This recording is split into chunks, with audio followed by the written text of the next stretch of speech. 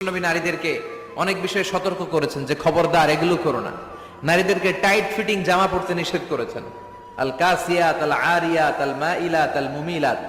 কিছু কিছু বোনেরা এমন টাইট বোরকা পরে তার দেহের সব উঁচু নিচু ভাঁজ টের পাওয়া যায়, পুরুষরা আরো বেশি আকৃষ্ট হয়।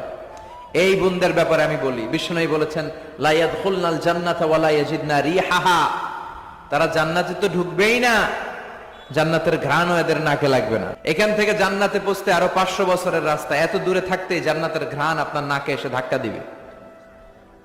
তারপর ওই নারীরা জান্নাতে ঢুকতে পারবে না। টাইট ফিটিং জামা আছে না নাই? এখন বোরকার মধ্যে অনেক ডিজাইন, ইদানিং এদিকে কিছু ডিজাইন করে পরে, এদিকে করো না, এদিকে করো না, এদিকে করো না, বুঝবা না এই জায়গায় এগুলো করে।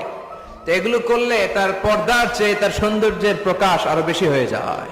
এরপরে বিশ্বনবী নিষেধ করেছেন ঝাঁঝালো পারফিউম দিয়ে বেরোতে নিষেধ করেছেন। আমার বোনেরা নিজেদেরকে ক্লিন রাখবেন, পরিচ্ছন্ন